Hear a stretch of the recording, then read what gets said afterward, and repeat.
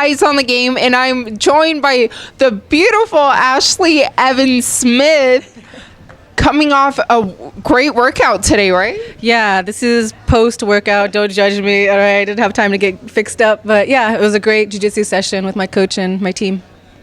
And how are you feeling coming off your first win in the UFC, the big win in February against Marion Renault? Are you still on a high from that? Yeah, I fought in February. It's, May now? And Already? Yeah, I can't believe it. Feels like I just fought because, yeah, I still have that high, and I know I'm going to carry that into all of my training sessions and my next fight. It's just, I needed that for a lot of reasons. You know, you always want to win, but the momentum and the feeling of like, all right, like I'm on the right track, like it's helped me out so much. Now, you've said a bit behind the scenes that you really needed that win, and it's very important to you. You felt like it was a make it or break it situation, right? Yeah, you want to win for a lot of reasons. Financial, obviously, this is what we do for a living. No one likes to lose. That's why we do it. You know, you want to win. And but realistically, I just come off of a suspension, and during that suspension, I got real sad and kind of like, it's like taking the paintbrush away from the artist or the guitar away from the musician. So I just felt sad a lot. And then I thought to myself, all right, if I don't win this next one, realistically, they could cut me. People have been cut for less. So that's what I mean, like a make or break kind of fight. And I won. Like I said, it's just the momentum, like financially, emotionally, everything is just working out so well now. I'm glad everything does end up working out. Now, do you know when your next fight is scheduled? Not yet. I did see Sean Shelby at Carla's fight, and in passing, he said I'm working on it. My manager's in talks with them as well. So just training, staying sharp, and ready for that phone call. Anyone in particular you want to fight? I honestly, I really respect a lot of the women in the division, and all I say when people ask me who you want to fight, I want to fight someone who's going to challenge me. I don't want an easy fight. It makes it that much better when you win. And I would like a top 10 girl. You know I just beat the number 11 girl. So, in my mind, it makes sense to keep, getting better and better and better and fighting high-level women. Well, speaking of high-level women, this weekend at UFC 198, one of them that you were helping train, Cris Cyborg, she makes her UFC debut. What was it like training with her?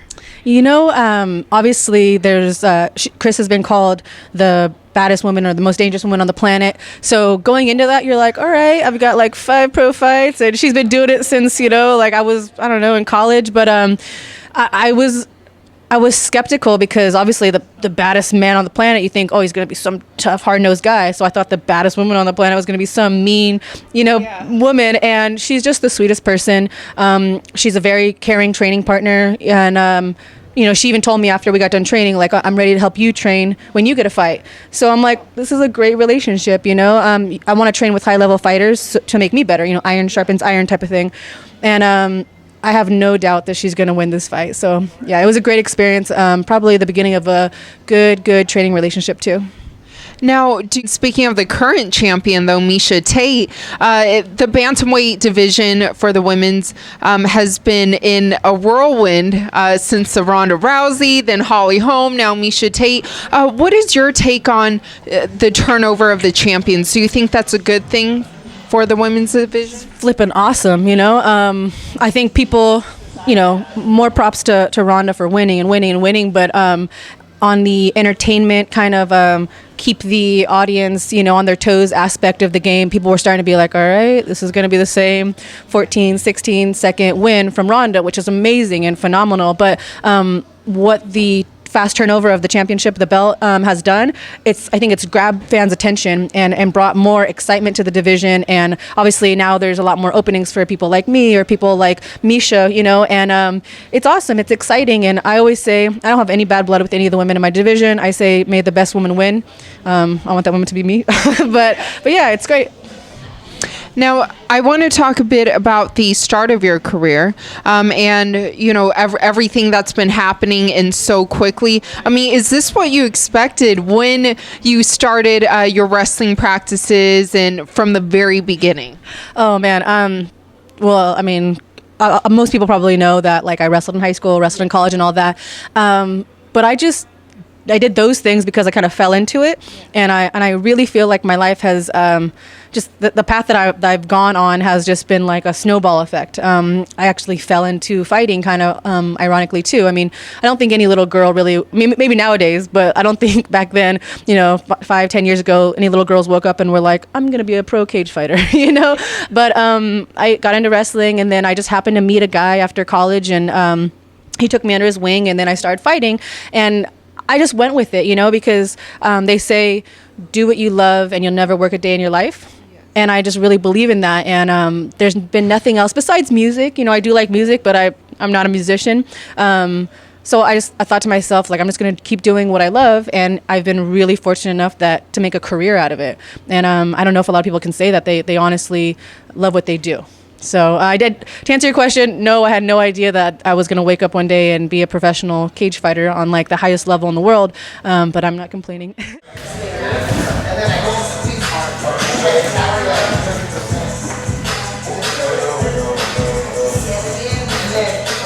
I was watching you train for a bit, and I happened to notice you have a lot of tattoos. I know you're surprised by that, right? Do you have, like, what do they mean? Any meanings? Oh, man, I think like back when my first tattoo was when I was 15, and I hid it from my dad. He probably knows already now, but and then I got more when I was 18 and 19, and I kept getting them. But back when I first got my first tattoo, it was just like, I just want a tattoo, but now they each have meaning, and I have so many, I don't even know where to start. So I just pick one, and my favorite one is this one. It's my nickname from my grandpa when I was little, growing up, and what does it say? This is Goomba. Yeah, he just called me little Goomba. So, I mean, they all have different meanings, and I know there's a lot of them. And also, what's your favorite band? Because you said you love music. Yeah, I do love music. If I could pick any other profession, I'd choose rock star. That's a good one. I could live that life. Similar to right now, right? Yeah, I think we, train differently, but I would love to be a rock star. My favorite band, I love music so much. I'm really big into punk rock and alternative and, hardcore and that kind of stuff. But Rancid, they're from the Bay Area. I grew up. They are good. Yeah, and I love them, and they're not as hard as like some crazier bands, and but they're real, and I grew up listening to them, and I could relate to what they were talking about, NorCal and all that. So. Mm-hmm. Awesome. And for all the fans watching and listening right now, what words do you have to say to them?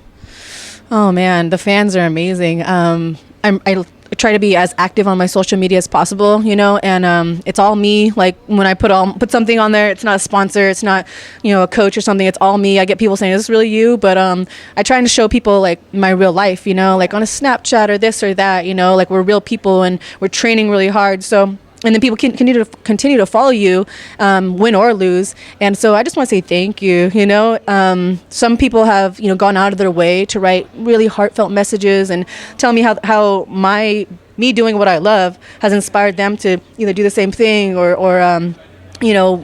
really hard life stuff, people that have sicknesses and stuff like that, and I'm just baffled. I'm just doing me, and it seems easy, but I'm actually helping people in a weird way. So thank the fans. Where can they follow you? Almost everything is the same talking Periscope, Snapchat, Instagram, Twitter, Facebook, all those things. It's just my name, Ashlee with 2 E's, ASHLEE, and then MMA. Perfect. Well, thank you so much for your time, and we all hope to see you back in the cage very soon. Thank you so much. You guys are awesome.